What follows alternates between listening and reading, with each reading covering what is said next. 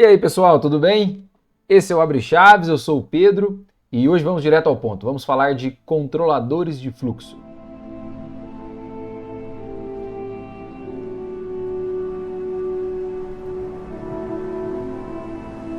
Bom, indo aqui bem direto ao ponto, já estamos com um projeto vazio como sempre, desde o início.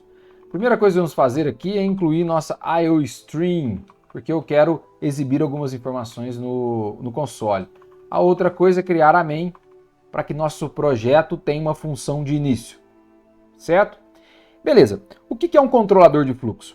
Quando escrevemos um código, muitas vezes nós queremos interromper a execução ou ir para a próxima execução, ou mesmo devolver aquilo que foi requisitado, aquilo que é esperado. O que eu quero dizer? Controladores de fluxos dizem respeito a estruturas de iteração, que são as estruturas de repetição.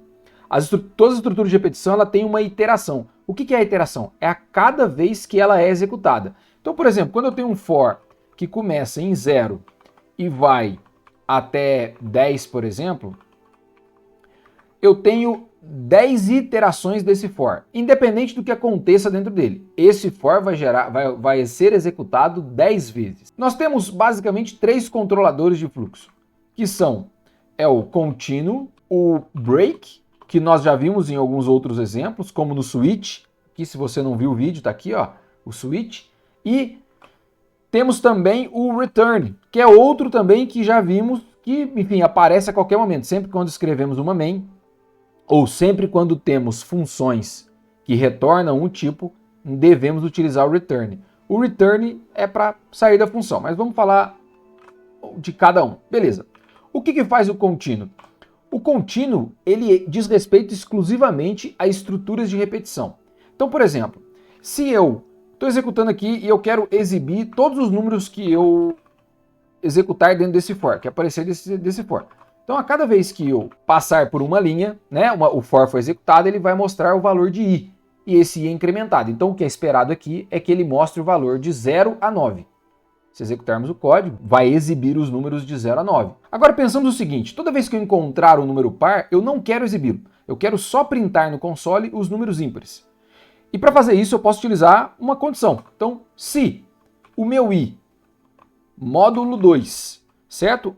A operação de módulo é o resto de uma divisão, foi igual a 0, ou seja, se eu pegar um número, dividir por 2 e o resto for 0, eu faço um contínuo. Se eu executar, olha só o que vai acontecer. Então, eu vou exibir o 1, o 3, o 5, o 7 e o 9. Excelente. A cada momento que ele encontra o i igual, módulo 2 igual a 0, ele dá um contínuo, ou seja, ele pula para a próxima etapa do i, e aí o i que valia 0, quando essa expressão é verdadeira, o contínuo faz ele executar o incremento do i, e aí ele vai para a próxima execução do for. Então eu consigo pular. A mesma coisa que se eu fizer aqui que é igual a 1, eu vou imprimir os números pares, porque eu estou pulando os números ímpares. Correto? Beleza. Uma outra coisa é interromper a execução de um iterador. Então agora eu vou pegar essa mensagem também, esse stdout aqui, esse out, e vou colocar no início. Então, início aqui, ó. E aí vamos printar uma mensagem seguinte, ó. Início do for, e aqui embaixo eu vou colocar fim do for. Fim do for. Certo? Então, vou tirar esse if para criar uma outra condição. Se executarmos, ó, vai aparecer início do for, de 0 a 9, fim do for. Beleza? Então agora, se eu encontrar, por exemplo, o número, se meu i for igual a 5, eu vou fazer um break. Ou seja, o break ele interrompe a execução de uma estrutura de repetição. Seja um while, seja um for, enfim, seja um for each, qualquer coisa. Então, se eu executar essa expressão, o que ele vai fazer? Ele vai printar o 0, 1, 2, 3, 4. Quando ele encontra o 5, ele interrompe o fluxo da estrutura de repetição, nesse caso, o for. Então, vimos o contínuo, o break, e o return, ele diz respeito a funções. Então, vou criar uma função de soma, uma função simples de soma, onde int soma, e aí recebendo A, B, e ele dá um return A mais B.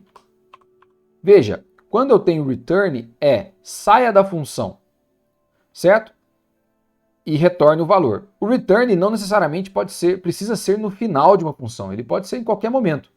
Então, se temos uma função, enfim, você pode ter diferentes condições dentro de uma função e usar o return a qualquer momento que você queira retornar um valor, que é o mesmo caso da main. Se nós colocarmos um return no início da main, veja, ele não vai executar nada. Desculpa, aqui eu preciso retornar um número inteiro. Por causa da main. Lá, ele não faz nada, absolutamente nada. Na primeira execução da main, ele retorna 0. Enfim, e aí não vemos nada da main, porque a main é uma função. Então, se o return estiver na main, ele encerra o programa. Agora, se o return estiver em uma função, ele devolve o valor da função. Podemos ver isso aqui se nós copiarmos essa mensagem e colocar depois do return. Função soma. E chamarmos a soma aqui embaixo. Então, eu vou chamar a soma passando 2 e 3. Então, executando o programa, vemos que aqui, coincidentemente, eu estou encerrando a execução do 5 e somando 5 aqui. Vamos mudar esse valor para não ficar confuso. 10 e 3. Então, o que ele faz? Ele faz o início do for, executa os números que programamos dentro do for, mostra a soma, mas não mostra essa mensagem da função soma, certo? Então, basicamente, esses são os 3 controladores de fluxo: contínuo, break e return. Beleza? É isso aí.